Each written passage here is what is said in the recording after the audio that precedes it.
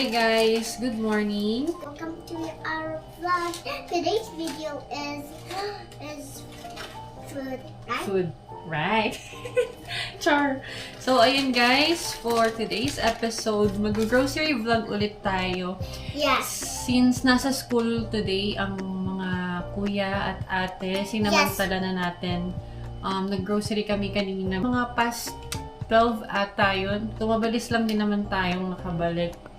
And, Opo, guys. guys. Guys, first time nating mamili na lumagpas dun sa budget natin kasi meron tayong mga dinagdag. Hindi ako sure kung ilang weeks ang aabutin nito. Iisip ko kung at the end of the video ko na sana i-reveal yung price. Pero I think mas okay na sa intro pa lang, i-reveal ko na yung total ng mga pinamili namin. Tapos, ipapakita ko sa inyo kung ano yung mga napamili natin sa ganung halaga dito sa Alberta, Canada. Particularly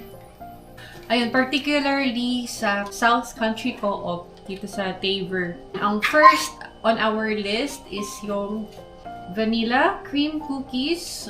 Price niya ay $4.99 each. Bumili tayo ng dalawa.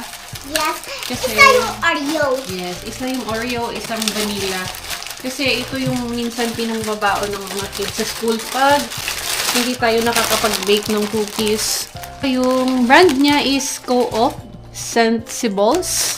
Yes, Ayan, guys. madami-dami na rin siya. Its weight is 900 grams. Ito yung favorite namin na cookies, Oreo. Okay, ayan yung Oreo flavor. Ayan. And next sa listahan natin is advertised special sardines. Ito yung isda. Ayan. Bumili na kami nito nung nakaraan. Nagustuhan ng mga bata. Ginagawa ko, toasted fry siya. Large sardine. Net weight is 750 grams. Price niya ay $10.19. Ito na siguro ipapakita yung resibo, guys. Kasi ang labo. Ang dalawa yung binili natin, dalawang sardines. And next on our list, chicken hearts. Isa lang pala yung nadampot ko. Akala ko chicken hearts din yung isa. Ayan. Chicken hearts ay 5.69. Ang net weight niya ay 400 grams. Ito yung isa na akala ko ay chicken hearts din. Liver pala itong nadampot ko. 4.99 ang price niya. Ang net weight niya naman ay 400 grams. Next on our list is advertised special chicken drums. Ang regular price dito is nasa $19, minsan $22. So, kanina, nung pagpunta namin ng Co-op, 9.99 lang siya. Sinunggaban na natin at pumili tayo ng 3 boxes ng ganito. Ayan, 1, 2, 3. Weight niya is 3 kilos. Next on our list is boneless beef brisket. Ang price niya ay $37.12. Ang weight niya naman ay 2.108 kilograms. The next natin ay pork. Ang price niya ay $31.68. Ang weight niya ay 4.808 kilograms. Medyo madami-dami na rin. Mga karel. 6.59. Ang price niya ay 6.59. Ito, hasa-hasa. 6.59 and then ang weight niya ay 450 grams. Next natin is umili tayo ng tatlong ganitong galon. Ang price niya ay 7.15. Umaabot naman to ng 1 to 2 weeks sa mga kids. Ang next natin is ground turkey. Ang price niya each ay $2.99. Ayan, bumili tayo ng 3. Ang weight niya ay 454 grams. Next natin ay Listerine. So, ito yung mga nadagdag natin na hindi dapat kasama doon sa grocery budget. Kaya lang, paubos na yung mga toiletries natin. So, yung sa mga pang-hygiene. Kaya, sinama ko na para hindi na tayo magpabalik-balik sa grocery. Itong Listerine na ganito kalaki, 1 liter, ang price niya ay $7.99 Canadian dollars. Ang next natin ay olive oil. yung nakikita ko na no-name na brand sa Walmart, ito naman na brand is Co-op. For 1 liter, ang price niya is 13.49. Next natin is Co-op Gold Coffee White. I think ito yung creamer. Naka-sale siya. Ang price niya na lang is $3.99. Usually, yung binibili ko yung Coffee Mate na brand. Kaya lang, nung nakita ko itong mas mura siya. Ang Coffee Mate is nagre-range siya ng mga $9.99. Mga ganon yung price niya. 450 grams siya. Ay, naabot naman sa akin to ng siguro mga 2 to 3 weeks. Kasi I don't like black coffee. Mas prefer ko yung coffee with either milk or coffee creamer. Next natin is grated Parmesan cheese. Favorite to ni Daddy. Minsan nilalagay niya siya sa salad or minsan sa bread. Ang weight niya ay 250 grams. Price niya ay $9.79. So, ito yung mga ganitong condiments yung nagpadagdag doon sa budget natin. Kasi, usually, kung mapapanood nyo yung other episodes ng mga grocery vlogs natin, usually, nag-range lang ng 200 to 300 plus yung total amount ng groceries natin, which is good for 1 to 2 weeks. But this time, as I have mentioned, lumagpas siya ng $400. Kasi nga may mga dinagdag tayo na toiletries, mga for hygiene, tsaka mga condiments. And next natin is garlic powder. Based sa experience namin sa pag-grocery, ito talaga kadalasan yung may brand na mas mura, tsaka yung no name, and yung great value. Tapos ito, yung Co-op na garlic powder, ang weight niya is 320 grams. Ang price niya ay $7.19.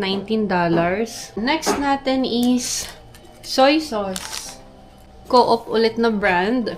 Hindi kami makakita nung mas malaki. Inaabot lang to ng mga 1 to 2 weeks kasi mahilig kami magluto ng adobo. Ito ay 450 ml. Ang price niya ay $3.49. Next natin is lemon pepper powder. This one, di pa namin alam kung ano ba talaga yung specific na lasa nito. Pero tinry lang namin. Na-curious kami ni Daddy. So, itatry namin to sa pag nagluto kami ng ulam. I-research ko pa kung saan siya masarap ilagay. So, again, for lemon pepper, ang weight niya is 460 grams. Ang price niya ay $7.49. Next naman natin is icing. Na-mention ko sa other vlogs natin na nag-aaral pa lang ako mag-bake ng cookies tsaka ng tinapay. So, nakita ko to, nakasale siya. Ang price niya na lang is $3.29. Cookie icing siya. Ayan. Ang weight niya is 200 grams. Next natin is turmeric. Maganda to guys, gawing tsaa sa morning. Pinapakuluan ko siya tapos nilalagyan ko ng honey. Ang weight niya is 85 grams. Tapos, ang price niya naman is $6.29. Next natin ay organic onion. Isang bag ng ganito. Ang price niya ay $7.29. Ang weight niya is 1.36 kilograms. Madami na siya. Next natin is garlic. 1 kilo na to. Ang price nito, $6.19. So, next natin is, meron pang naiwan doon pero konti na lang. Detergent. Naka-sale din to eh. With 140 loads. Ang brand niya ay Sunlight. Ang weight niya is 5.6 liter. Ang price niya ay $19.99. Next natin is ginger organic. Ang liit lang. Wala kami makita yung malalaki. Ito lang nahanap namin. So, this is an organic ginger. Ang weight niya is 113.4 grams. Ang price niya naman is $4.19. Next natin ay clementines. Ganito. Oranges siya guys. Clementines. Mali tayo ng dalawa. Each bag is $7.29. Ang weight niya ay 908 grams. Next natin is, ayan, thank you. Colgate. Meron pa tayong natirang isa sa CR. Kaya lang, nagdagdag na ako ng isa para just in case maubos. Hindi maaaligaga na pumunta sa grocery para bumili ng ganito. So, yung ganito kalaki na Colgate, which is 120 ml, ang price niya ay $3.69. Next natin is lemon. 453 grams na to, 4 na piraso. Ang price niya is $1.69. Next natin ay strawberries. Ganyan. Favorite ni Ate Rija. Ang weight niya ay 454 grams. Ang price niya ay $8.19. Next natin is blueberries. Bumili tayo ng tatlo. Each pack is 551 ml. And yung price niya ay $4.99. Next natin is yung dates. Kung mapapanood nyo sa other vlogs namin, laging present ito sa grocery list namin. Ang weight niya is 454 grams. Ang price niya ay $13.39.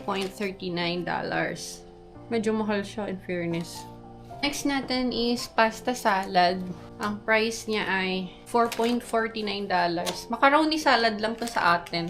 Nag-crave ata si Daddy. Pero nung tinikman namin, medyo maasim siya. We are not sure kung ganun talaga yung macaroni nila dito. Sabi ko, gagawan ko na lang si Daddy. Ayan, ang weight niya is 454 grams. Next natin is large eggs. 1 dozen siya, each pack. Bumili tayo ng dalawa. Ang price niya each is $1.99. Next natin is cabbage. Yung nahanap ko na pinakamaliit tsaka pinakamagaan. Ang price niya is $5.96. So, ang weight niya is 1.29 kilograms. Mahal ng mga gulay dito, guys, no? Next natin ay spinach. Ito siya, isang tali. Yan, isang lutuan to sa amin. Pinanghahalo ko sa sinigang. Ang weight niya is walang nakalagay. Ang price nito is $3.19.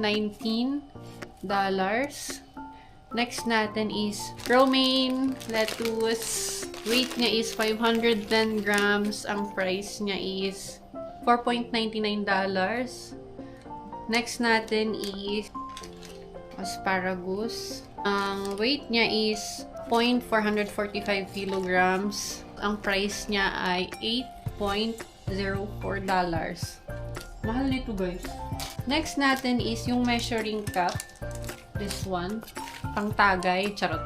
In fairness, very useful siya kasi meron siyang iba't ibang units for measurement. Merong per cup, per tablespoon, per teaspoon, per ml, per ounce. Measuring cup na to is $3.99. Next natin ay cherries. This one. Ang cherries natin ay $3.96. Ang weight niya ay, dito sa resibo, ang nakalagay ay 0.515 kilograms. Next natin is broccoli. Tanggalin natin sa plastic. Maliit lang yung kinuha ko. Lulutuin ko ulit bukas. Ito. 2.08. Ang weight niya is 0.315 kilograms. Next natin is bok choy. Again, favorite ng mga kids. Ang price niya ay $4.07. Ang weight niya ay 0.440 kilograms. Next natin is okra. Nito kadami na okra. Ang price niya ay $7.25. Kung i-convert mo siya sa peso, guys, ay mapapakamot ulo ka talaga. Pag bumibili ka ng mga gulay dito, isip mo talaga na ma-appreciate mo yung sa Pinas kasi mura lang yung mga gulay doon.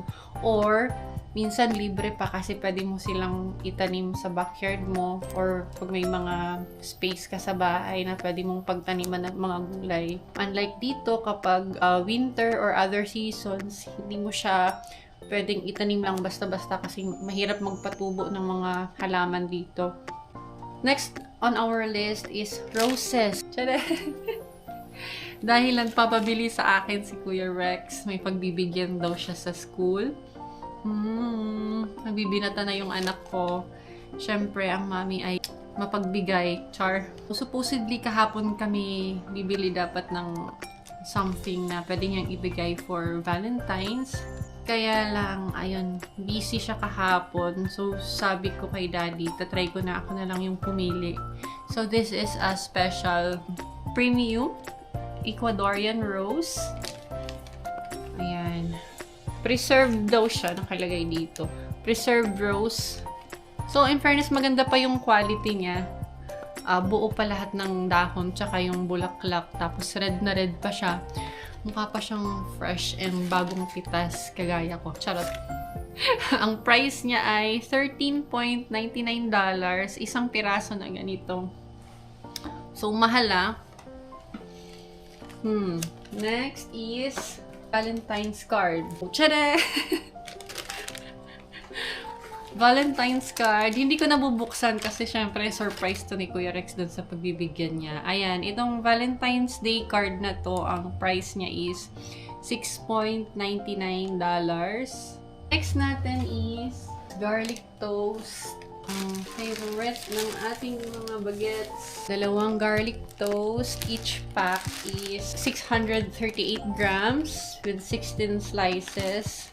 Ang sarap nito guys, pag mainit siya, so i-partner mo sa coffee. And yung bunso naman, favorite niya to kapag toasted. Each pack is $6.99. Next natin is croissant. 6 pieces. Ayan, ang price niya ay $6.29. Next natin is, first time namin mamili na lumagpas doon sa usual budget namin for 1 to 2 weeks. Hindi ko pa sigurado kung ilang weeks yung aabutin nitong mga pinamili natin na to. So, ang total ng mga items na to na pinamili natin is 434 Canadian dollars. Kasama na dyan yung GST.